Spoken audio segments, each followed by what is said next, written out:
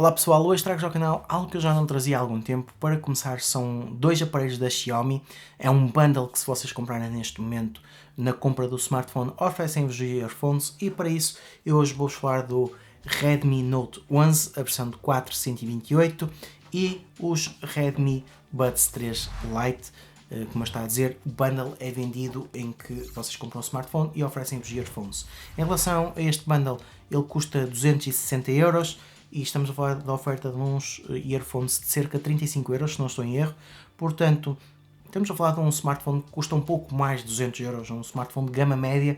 É um smartphone de uma gama que eu já não analisava no canal há algum tempo, e posso dizer que fiquei bastante contente com os resultados. Estamos a falar então de um smartphone, como eu estava a dizer, 4GB de RAM, 128GB de espaço interno, já vem com a MIUI 13. Temos o Snapdragon 680, que não é um dos Snapdragons mais potentes, mas é aqui um Snapdragon que faz com que o smartphone se comporte muito bem. Além disso, depois tem uma tela AMOLED que funciona a 60Hz ou a 90Hz. É claro que se vocês puserem a 60, a bateria dura sempre mais. Em relação à bateria, estamos a falar de 5000 mAh, e depois temos aqui um pack de 4 câmaras para diferentes tipos de fotografias, em que a principal é de 50 megapixels com inteligência artificial. Este smartphone, para todos os efeitos, é um smartphone para quem não quer gastar muito dinheiro e mesmo assim ficar aqui com um daily driver que lhe vai permitir fazer um pouco de tudo e não vai ficar mal servido. É claro que nunca nos podemos esquecer que estamos a falar de um smartphone a custar 260€, portanto não é das gamas mais caras. Nós hoje em dia os flagships custam cerca de 1000€, 800, 1000€, e estamos a falar aqui de um smartphone a custar menos de 300€. E com isso, nós não nos podemos esquecer que temos um bom smartphone para o preço, mas não é um smartphone com características excelentes. Portanto, o que eu sempre tento aqui evidenciar é que, para o pack global que ele nos oferece, vocês conseguem ter um smartphone que é excelente.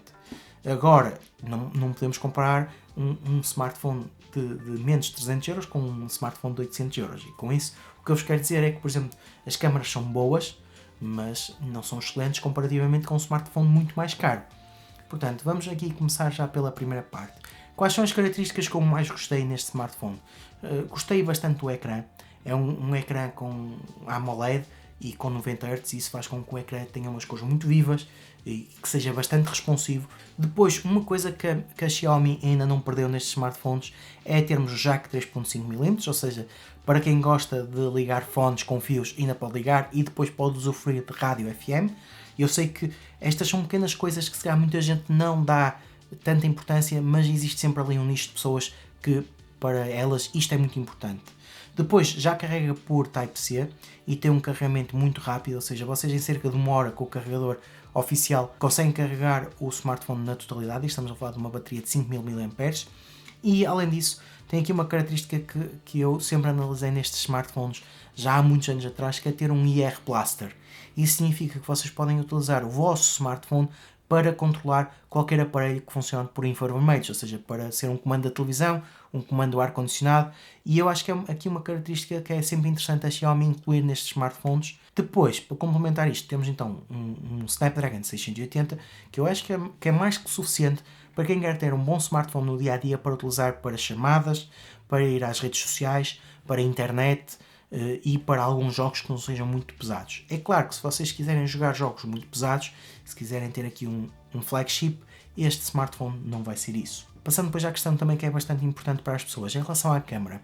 Eu acho que este conjunto de câmaras nos consegue dar umas boas fotografias, consegue nos dar um bom vídeo. Agora, claro que não nos podemos esquecer que, por exemplo, se tivermos uma iluminação pobre, se não tivermos o melhor tipo de iluminação, as fotografias também ficam com mais grão e não ficam tão boas como um smartphone que custa 1000€. E nesse caso, a diferença dos preços é também porque os componentes são diferentes. E aqui a Xiaomi consegue se comprometer em nos dar um smartphone que eu acho que é excelente para a maior parte das pessoas que não precisam de um smartphone muito caro, e mesmo assim quer conseguir tirar boas fotografias para partilhar nas redes sociais. Numa questão de vocês tirarem fotografias no dia-a-dia, com boa iluminação, no exterior ou em casa, eu acho que ele se vai comportar muito bem. E mesmo também para filmar, para fazerem videochamadas, para fazerem alguns vídeos com a família, eu acho que ele fica excelente. Agora, em relação a terem pouca luz, vão notar ali que ele consegue safar-se, mas claro que não vai fazer milagres, porque não temos aqui as melhores câmaras que a Xiaomi nos pode entregar num smartphone, porque também temos um budget phone. Em relação à qualidade de construção, eu fiquei bastante contente, apesar de, claro, isto não ser uma construção com frame em alumínio ou com umas costas em vidro, isto acaba por ser tudo em plástico, mas eu acho que ele não se compromete muito. Ele traz uma capa em silicone também incluída, em que se vocês colocarem a capa em silicone nem vão notar se as costas são em plástico ou se são em vidro. Portanto, nesse aspecto eu acho que a Xiaomi nos consegue entregar aqui um smartphone que, para o que ele custa, consegue entregar bastante.